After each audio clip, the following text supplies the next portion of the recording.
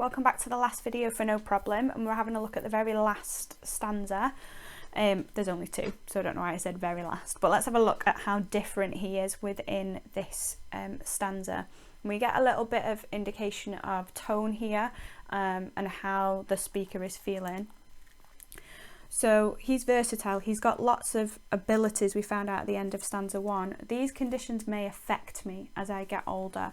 I think using your vocabulary colour, I'm definitely going to look at that word conditions, because when you think of conditions, for me, I'm taken to different places, like the conditions of slavery, the conditions of being in prison. When you talk about conditions, you talk about like the rules that are set up around you, almost like the limitations. So I'm going to put limitations of living.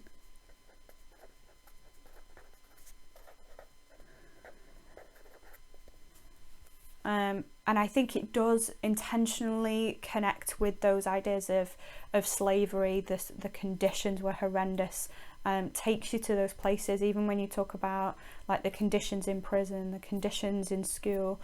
There is definitely a feeling of he's limited and affected by what's around him. So I'm just going to put my tone colour here to put that there's a sadness there, because you can see that it's lasted a long time. It may affect me as I get older because it's non-stop.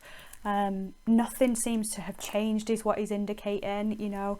Even as he gets older, nothing's adapted, nothing's progressed, nothing's got better, nothing's improved. I think that's improved. And we get a strength here when he says, but I am positively sure. Look at the adverb. A double positive. I am positively sure. I'm going to use my tone colour to put strength. He's really open in his tone. He's open to change. He's not it's not that eye for an eye where he's going to be spiteful and revengeful. He's almost being the bigger person, you know. I'm sure, I'm positive. And he reinforces it. I've not got a chip on my shoulder. Let's highlight that in our imagery colour, because just like pigeonhole, it's almost like a saying, bit of an idiom, bit of a saying that we use. When you say they walk around with a chip on your shoulder, you're talking about, it's an idiom. You're talking about like walking around with an attitude, thinking you're better than everybody else, or you've got a problem. Almost that idea that you need, like you've got a problem or revenge, or you want to get someone back, or it's quite wrathful. So he's saying, I've not got any chips on my shoulder. I'm not walking around saying, well, everyone treats me really badly, so I'm going to be annoyed about it forever, or I'm going to be annoyed with everybody. He's saying, I'm not like that.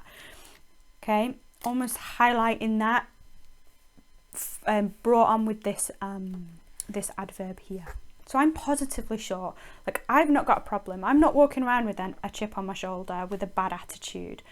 Black is not the problem. Look how we've got an adaptation of the I'm not the problem. This is the broader topic, the racism, what he's highlighting. This is the topic of his poem.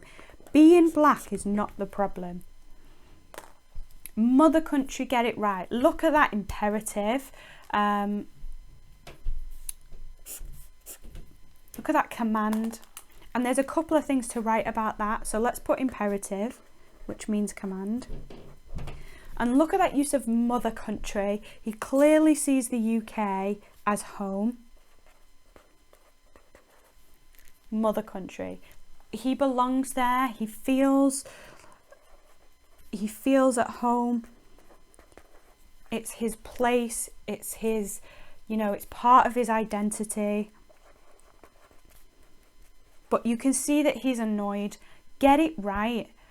You know, the it here carries an awful lot of connotations. If you think about what you would put instead of it, or what he might put, get fairness right, get equality right, get schools right, end racism, you know, get your stereotypes, you know, stop your stereotypes, get that right. All those things play into this pronoun. And it's intentionally ambiguous, or maybe not ambiguous because that means there's lots of things, but vague, because I think he's covering such a broad topic. So intentionally vague so that the reader can read into all of those things that he thinks needs to change. And then we get here, and just for the record. I don't know whether you could read into the fact he's got a bit of a pun here. Just for the record, almost like I've not, you know, a record can be something that's criminal. Record can be something that you play, which we know he's a dub poet. So you could read into that, but just for the record, almost as if he's saying that this is his statement. But we get this comic last line, and I think it's on purpose, really highlighting the patronising tone here. Look at the inversion of this phrase that clearly he's heard a lot. Some of my best friends are white. So this is an inversion of what he clearly commonly hears quite a lot. I'm not racist, some of my best friends are black. So he's inverting this kind of patronising phrase to really get us to examine our attitudes about racism.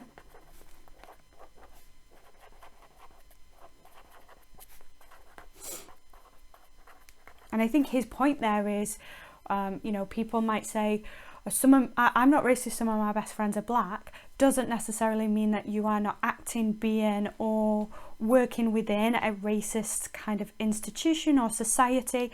And we should question that. Like, that is not a phrase that kind of lets you off the hook of anything, particularly for racism. So that send up on that last line, that kind of dark humour that he's playing there, really is ending by getting the reader to really challenge them about that patronising phrase and their attitudes towards racism.